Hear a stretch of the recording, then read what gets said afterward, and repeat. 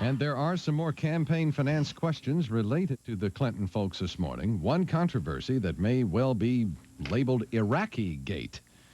An Iraqi-born family reportedly got a private audience with the president after contributing $400,000 to the campaign.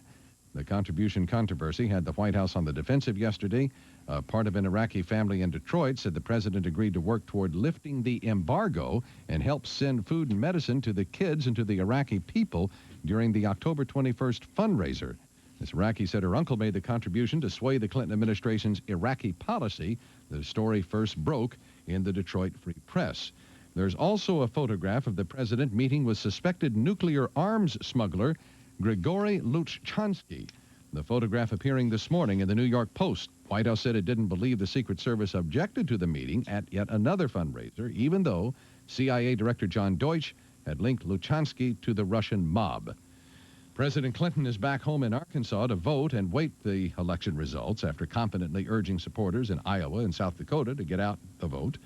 A Clinton win today would make him the first Democrat to win re-election to the White House since Franklin Roosevelt. And here's what the president told supporters at his last campaign stop, Sioux Falls, South Dakota. I am now speaking at the last rally of the last campaign I will ever run, and I'm honored to share it with you.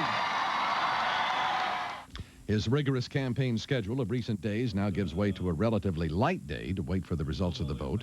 After getting some sleep, Mr. Clinton plans to vote in Little Rock, and then tonight the president will speak at a rally at the old State House. It was Ross Perot all over the airwaves last night, spending $2 million to air 4 half-hour infomercials.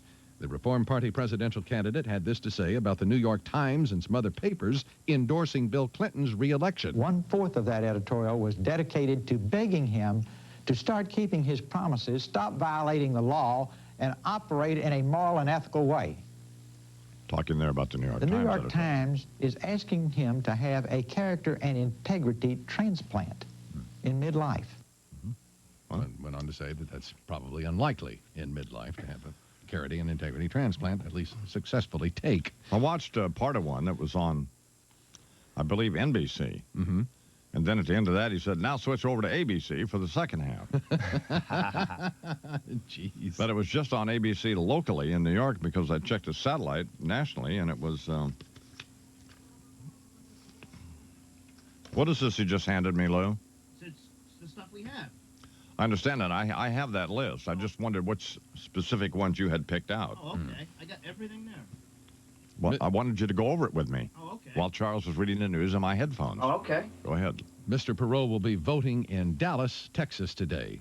Bob Dole is leading the presidential election at this point. The presidential votes of 1996, first ones, were cast early this morning, as tradition always has it, in these couple of tiny New Hampshire towns. And in combined results from the town of Hart's location and the town of Dixville Notch, Dole had 31 votes, 20 for the president, 5 for Ross Perot. Libertarian candidate Harry Brown got 3 votes. Both towns take advantage of a state law allowing small towns to close their polls once all registered voters have cast their ballots. Whatever the outcome of today's Senate race in New Jersey, voters may long remember it as one of the nastiest in the nation. Newsweek magazine, in fact, calls it the most vicious. Republican Dick Zimmer, Democrat Robert Torricelli have waged a knockdown, drag-out fight to fill the seat of retiring New Jersey Democrat Bill Bradley.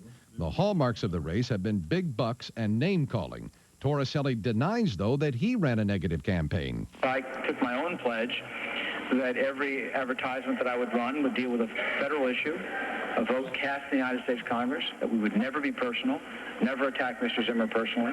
I took that pledge. I've kept it.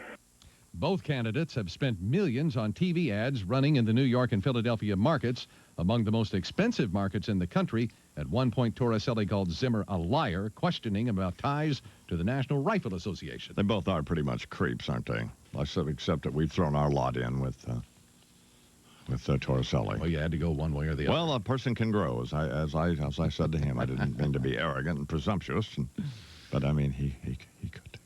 Yeah. It's like some of these Supreme Court appointments. You thinking you're getting some right-wing nut, and next thing you know, you got some wussy setting everybody free, don't you? Some wussy in a robe. Yeah, wussy in a robe. So that's that kind of deal. Barnacle and a bunch of other stuff, and all of our campaign song stuff. It's coming up, and let's kick it off with this one. All right, here now on the Imus in the Morning program, Bill Clinton and Hillary Rodham Clinton. Sing a song, girl. They say we're sly and devious, so arrogant and supercilious. Well, I don't think that all that's true, at least not with me, so maybe they mean you. Babe, I got you, babe. I got you, babe. They say you won't be president if they can prove that we've been fraudulent. Yeah, well, that's just another right-wing plot that won't pan out unless we both get caught. Babe, I got you, babe. I got you, babe.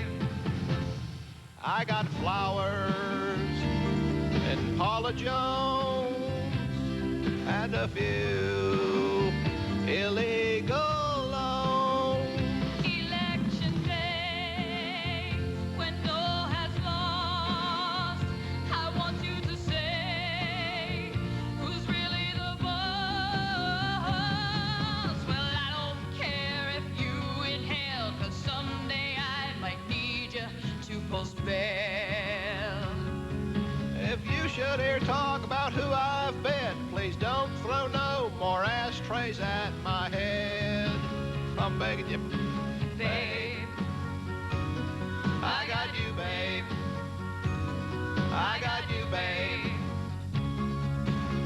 I got you to deny for me. I got you to lie for me. I got you for another four. I got news for Albert Gore. I got executive privilege. I've got the keys to lock the fridge. Oh, yeah? Well, then I got things to tell the feds. Try it, and you'll end up dead.